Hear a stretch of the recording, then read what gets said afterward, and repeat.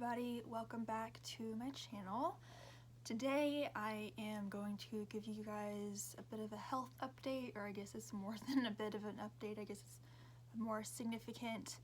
So in my day in the life with chronic illness video, if you watch that, there were some segments in there where I was talking about having some bladder pain and how I was going to be looking for a urologist in my area to follow up with. And so I just wanted to give you an update on how all of that went. So I'm probably going to title this video something to do with getting diagnosed with another illness.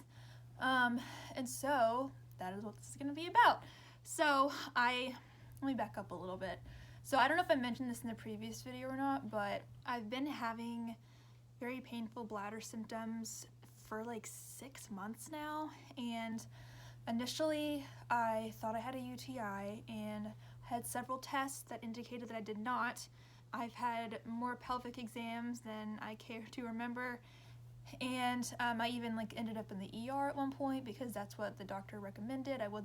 I didn't have time to see a urologist at that point in time, and the pain was so bad that they were just like, just go to the ER, maybe they can do some additional testing. And then I ended up going to a different urologist in another area, and they did some more testing, and it was kind of the same stuff as before, just like the UTI test, the standard pelvic exam, and everything came back normal. They did obviously say that there was some sensitivity in my bladder, which, you know I could have told them that, but just when they were doing the exam, it was very sensitive.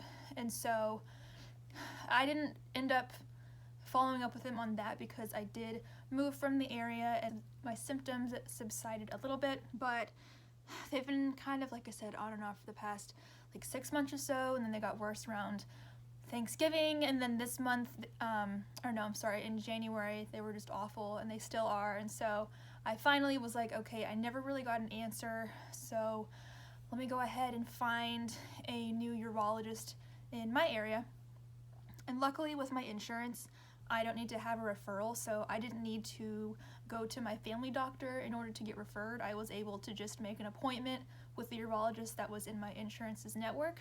And so the urologist that I saw, along with several other doctors that I had seen and different people in my life, and myself, we all kind of thought it was probably interstitial cystitis. That was the working diagnosis, and the urologist even pointed out that interstitial cystitis is more common in individuals with IBS, so that further led me to believe that that was what was going on.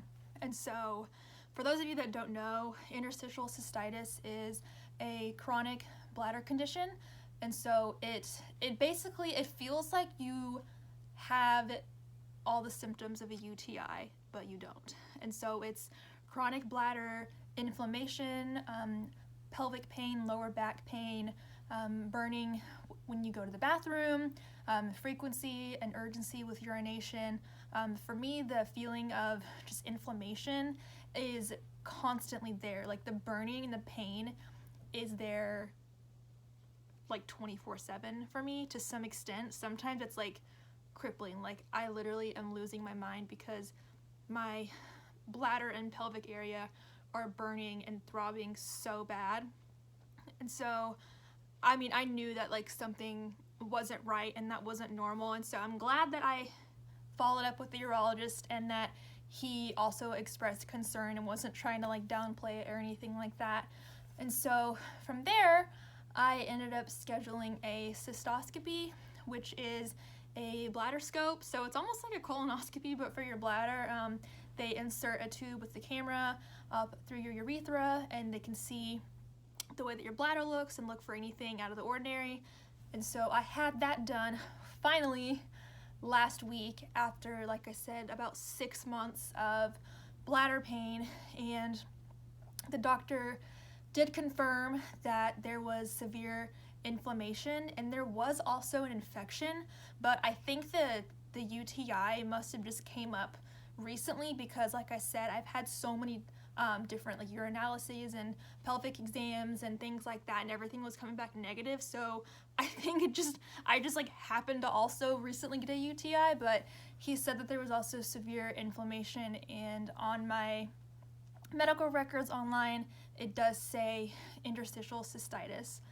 So I figured that out today, and they took a biopsy as well, but I'm not going to know the results of that until my follow-up appointment, and I'm not really going to be able to speak with my doctor any further and get any additional information until my follow-up appointment, which isn't until March 10th. So, I mean, I'm glad I got the procedure. I'm glad I have an answer, but it kind of sucks that I have to still wait about 2.5 weeks, I think, until I can get more details in regards to, the severity of the symptoms and, what treatment looks like and things like that. So for right now, I've been taking Azo, which is, it's basically like a numbing agent for your bladder if you have frequent bladder pain. And so I've been taking that. That's pretty much the only thing that I've found for pain relief. And then I also have these supplements that I ordered. I don't know if they're doing a whole lot at this point in time, but I haven't been taking them for super long, so we'll see. I know there's a lot of different supplements out there for interstitial cystitis, so I'm definitely open to recommendations. If anybody watching this has IC or knows anybody who does and has any advice as far as different lifestyle things I can do or supplements I can try, let me know. The supplement that I'm currently taking is called Bladder Ease. I think I got it from Amazon. So yeah, any suggestions would be very helpful, especially like I said, during this waiting period before I get to see my doctor again. So yeah, that's the most recent development in my health, and I have a lot of mixed feelings because, like I said, I pretty much was convinced that I had interstitial cystitis before the appointment, just with all the research I'd done, all the people that I talked to. The doctor, before he even examined me, was like, yeah, that's kind of what this sounds like. So in my mind, I was like, okay, I know I have this. I just have to get the procedure to confirm it. And so it's nice to know that, number one, the procedure wasn't a waste of time and money or anything. I'm not going crazy. There is actually something going on. I'm not just making this up. This is actually, a painful bladder syndrome. This is actually a thing. And so it's good to have that answer, even though, as I said, I don't necessarily have all the details at this point. But at the same time, it is hard to, I guess, come to terms with or to comprehend that I have yet another chronic illness. And honestly, I probably have had it for several months now. I just never had the scope because everything was coming back negative and the symptoms were kind of coming and going. So yeah, I mean, it's just a mix of emotions, and I'm relieved. I'm a little bit discouraged, especially in those moments where I'm in a lot of pain and just not knowing how long this flare is going to last, and if this is something that I'm going to be dealing with forever. I mean, it's like any chronic illness. There's periods of time where you have flares and there's periods of time where you're in remission, but I don't want to think that far ahead just because I haven't really done a whole lot for treatment at this point. And so for all I know, I can schedule some sort of treatment with my doctor, or he could prescribe me some pills that clear up the inflammation, and I might not have pain for a very long time. So I'm trying to just think about it that way and really just focusing on what I can control in this moment so that I don't get myself worked up or get too anxious. I was actually talking to my therapist about that today, and she was like, yeah, I mean, you've been proactive, you've done everything you can do, you've gotten the procedure done, you have a diagnosis, you have different things that, you're taking right now that you found that help you to some extent. And so, that's all I can do. Just work with what I have, be grateful that I was able to get the procedure and get an answer, and just try to live in the present. That's kind of the biggest theme in my life, not even just in regards to my illness, but just with everything. Just try to live in the present, focus on what I can control, and just try to be grateful for the little things. So I'm definitely still processing it, trying not to think about it too much, but it's still a pretty new diagnosis, so still processing things just a little bit. But anyway, that's the update on my health. Like I said, if you or anybody you know has interstitial cystitis.